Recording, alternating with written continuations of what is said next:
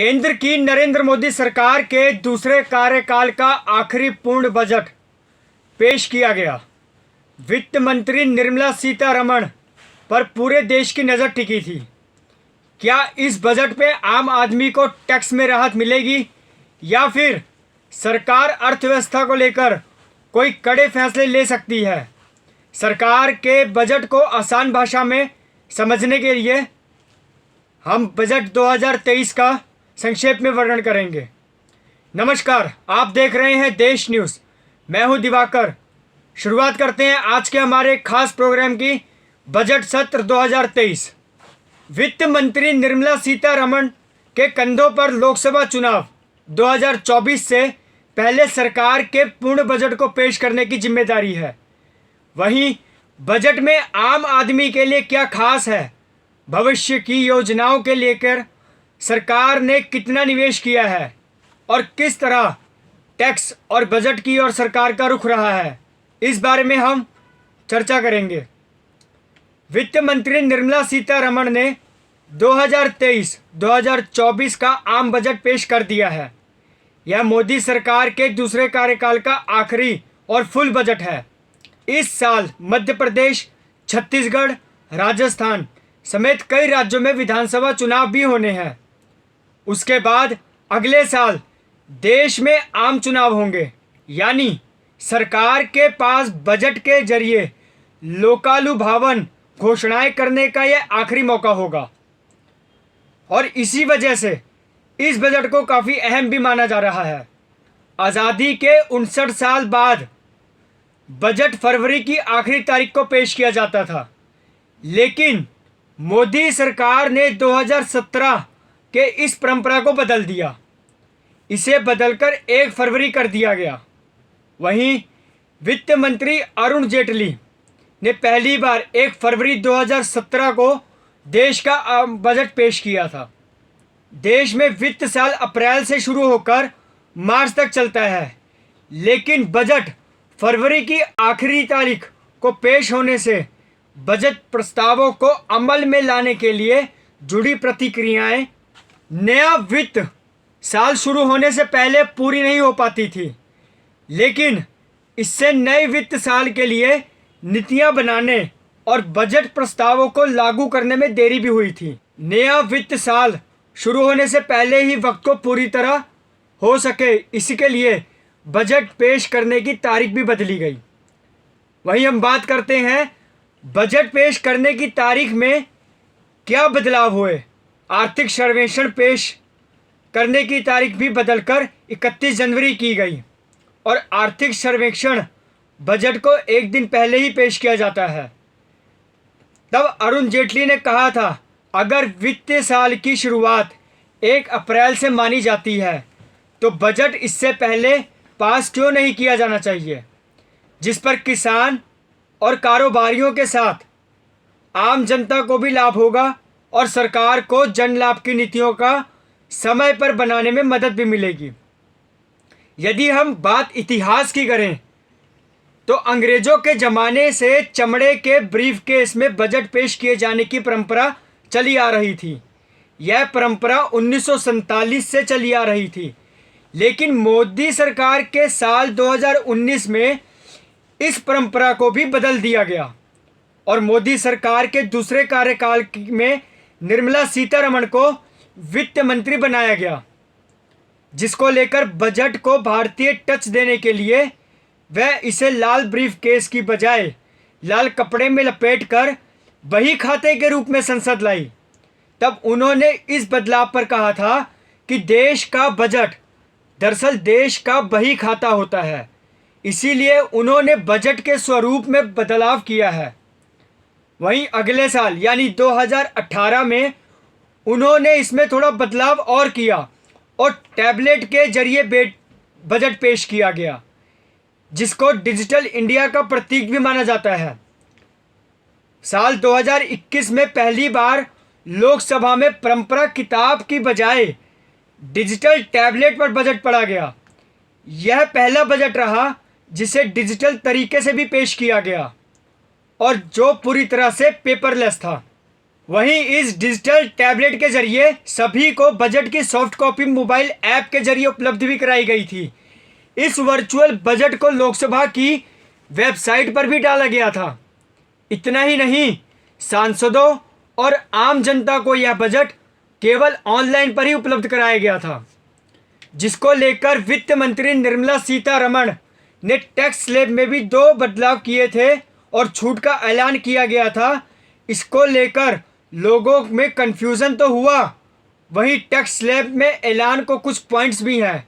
हम उन पॉइंट्स के जरिए आपको आसान भाषा में समझाते हैं कि जिसमें नई और पुरानी स्लैब का कन्फ्यूज़न आप सभी का दूर हो सके। वहीं बात की जाए, यदि आप नई टैक्स प्रणाली के अंतर्गत अपना इनकम टैक्स भर रहे हैं तो सरकार ने स्टैंडर्ड डिडक्शन को 50,000 से बढ़कर 52,500 प्रति साल कर दिया गया। वहीं अधिकतम टैक्स पेयर अभी भी पुरानी टैक्स प्रणाली के तहत ही अपना जो टैक्स भरते हैं, क्योंकि उनको कई छूट जैसे होम लोन, घर का किराया और अन्य चीज़ों पर भी नई प्रणाली में नहीं मिलती है। वहीं बात की जाए कि 7 लाख रुपए तक का सालाना जो कमाई करने वाले लोग हैं उनको 0 टैक्स देना होगा।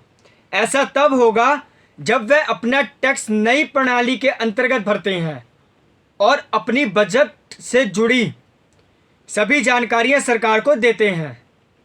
वही बात की जाए, भारत के सर्वाधिक इनकम टैक्स 42.7% है, जो दुनिया में सबसे ज़्यादा है।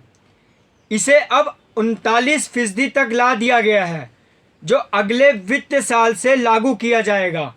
लेकिन ध्यान रहे कि जो टैक्स 5 करोड़ सालाना कमाने वाले लोग हैं उनको इसका भरपाई करनी ही होगी।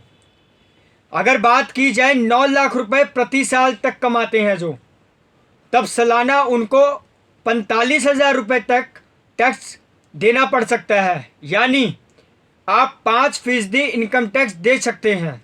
अब बात करते हैं बजट 2023-24 की उन बड़ी बातों की ओर ले जाते हैं, जिससे आपको तथ्य के बारे में भी जानकारी मिलेगी। साथ ही जो आप में कन्फ्यूज़न है वो भी इस बजट में हम समझाने का प्रयास करेंगे। नए टैक्स सिस्टम में 7 से घटाकर 5 टैक्स स्लैब हैं, जिसमें नई टैक्स व्यवस्था का ऐलान 3 से लेकर 6 लाख की कमाई पर 5% टैक्स लगेगा। वहीं 6 से लेकर 9 लाख की कमाई पर देना होगा 10% टैक्स, और 7 लाख की कमाई पर कुछ नहीं देना होगा, क्योंकि टैक्स 9 से 12 लाख तक देना होगा, जिसका 15% टैक्स पुरानी टैक्स। वहीं इस बजट में इलेक्ट्रॉनिक व्हीकल भी होंगे सस्ते। देसी मोबाइल फ़ोन, कैमरा, लेंस भी सस्ते होंगे। कुछ मोबाइल फ़ोन और कैमरे के लेंस सस्ते होने से गोल्ड सिल्वर के सामानों पर भी कस्टम ड्यूटी बढ़ाई जाएगी। सोना चांदी का इस्तेमाल करके बनाए जाने वाले सामान महंगे हो जाएंगे। देशी किचन चिमनी महंगी होगी। वहीं अगले 3 सालों में सरकार आदिवासी छात्रों को समर्थन देने वाले 740 एकलव्य मॉडल स्कूल के लिए 38,800 शिक्षक और सहायक कर्मचारियों की भी नियुक्ति करेगी। बात की जाए 2030 तक तो 5 MMT यानी ग्रीन हाइड्रोजन उत्पादन का लक्ष्य। डिजी लॉकर आधार को निवास का प्रमाण माना जाएगा। डिजी लॉकर को सुरक्षित भी बनाया जाएगा। देश में नए एयरपोर्ट, हेलीकॉप्टर और एयरड्रोम्स बनाए जाएंगे। वहीं PM आवास योजना के अंतर्गत आवंटन 66% बढ़कर 69,000 करोड़ भी किया जाएगा। रेलवे की नई योजनाओं के लिए 75,000 करोड़ का प्रावधान भी पास किया जाएगा। रेलवे के लिए 2.4 लाख करोड़ का बजट किया जाएगा। भारतीय मिलेट संस्थान का गठन भी किया जाएगा। मोटे अनाज को बढ़ावा देने के लिए अन्न श्री योजना, मेडिकल उपकरणों के लिए मल्टी डेवलपमेंट स्कूल होंगे।